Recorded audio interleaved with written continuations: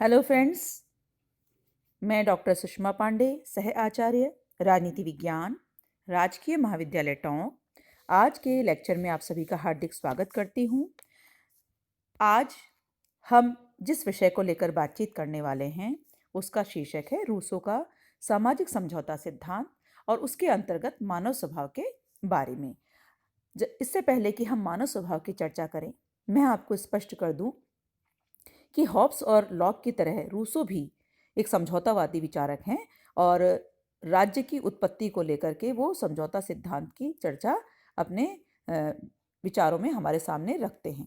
उनका उद्देश्य जो था व्यक्तिवाद और प्राकृतिक अधिकारों का समर्थन करना नहीं था, बल्कि रूसो समाज के नैतिक पतन के प्रति बहुत चिंतित थे और ये चाहते थे कि इस अभिशाप से मुक्त होकर मनुष्य का जीवन पुनः नैतिक दृष्टि से उच्च बन जाए।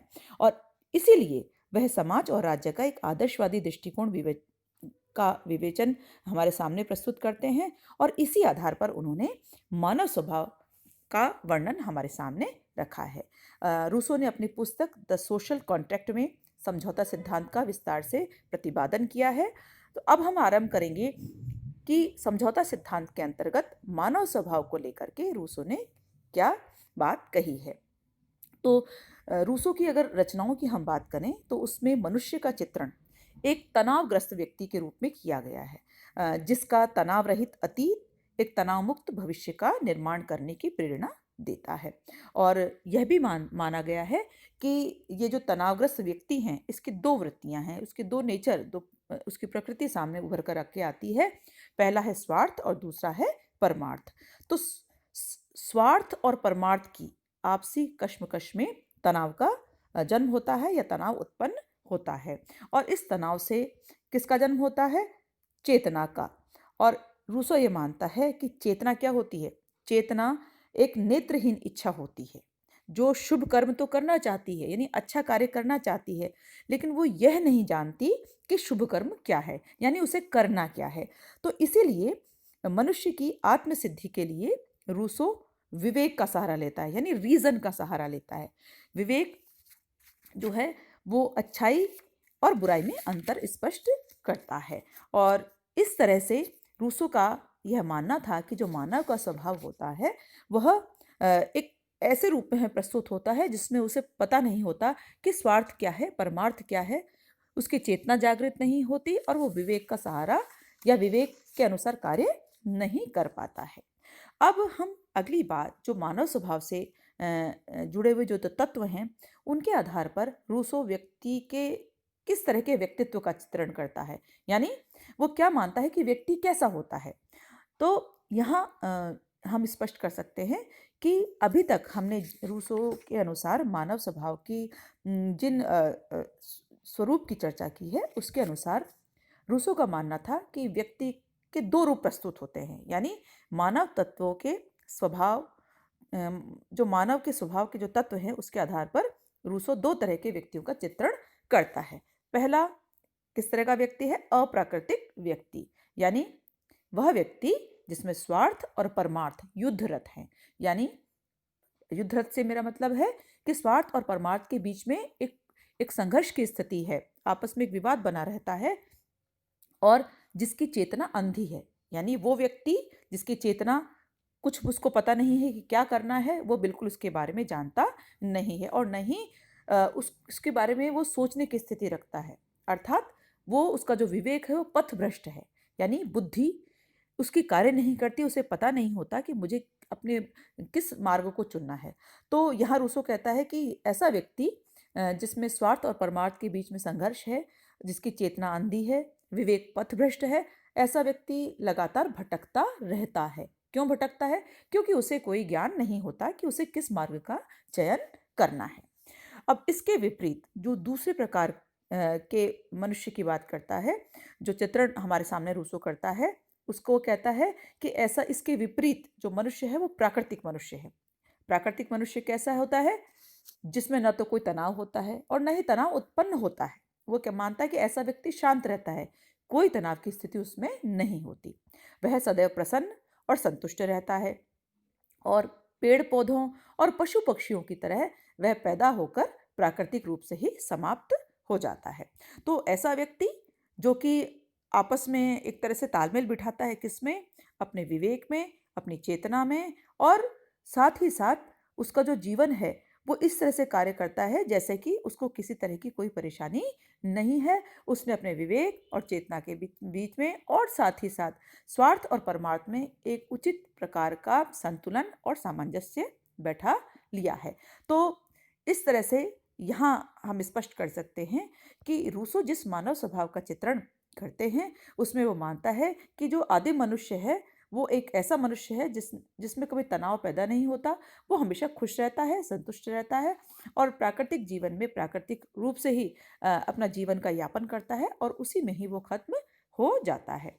अब हम चर्चा करेंगे कि जिस तरह से रूसो ने मानव स्वभाव के स्वरूप की चर्चा की है और उस आधार पर मानव के का जो चित्रण हमारे सामने रखा है प्राकृतिक और अप्राकृतिक के रूप में, उसके बाद मानव स्वभाव के लक्षणों की जो चर्चा अब हम करेंगे वो किस तरह से हमारे सामने प्रस्तुत होते हैं। जैसा भी मैंने आपको कहा कि रूसो क्या मानता है कि आदिम मनुष्य एक ऐसा व्यक्ति है जो बहुत सुखी जीवन जीता है, खुश रहता है। तो इस आधार पर अगर हम माने तो उसका प्रथम लक्षण क्या हो सकता है कि ऐसा मनुष्य जो कि प्राकृतिक जीवन जीता है वो कैसा रहता है? तनाव रहित था। यानी उसमें किसी तरह को कोई तनाव, किसी तरह की सोच नहीं थी।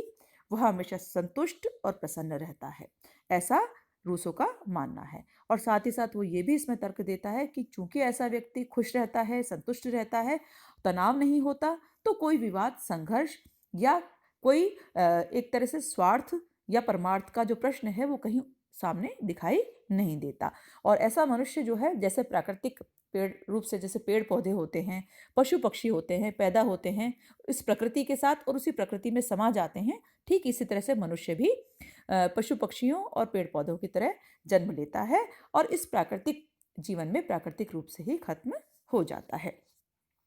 रूसो ये भी कहता है कि अगर हम मनुष्य के स्वभाव की बात करें तो मनुष्य जो है स्वाभाविक रूप से एक बहुत अच्छा इंसान होता है, जो कि अपने विवेक से अच्छाई और बुराई के बीच में अंतर कर लेता है, भेद कर लेता है। साथ ही साथ चूंकि उसमें कोई तनाव नहीं है, वह संतुष्ट है, तो वो किस तरह का जीवन जीता है? सुखी। तो यानी व्यक्ति का व्यक्तित्व कैसा होता है, उसका स्वभाव कैसा होता है? सुखी होता है। वह सीधा भी होता है। सीधा मतलब उसमें कोई कपट नहीं होता, उसमें किसी तरह के मन में किसी तरह की उसमें ऐसे भाव नहीं होते दूसरों के लिए कि वो उनका बुरा कर सके। वह चिंता रहित जीवन जीता है।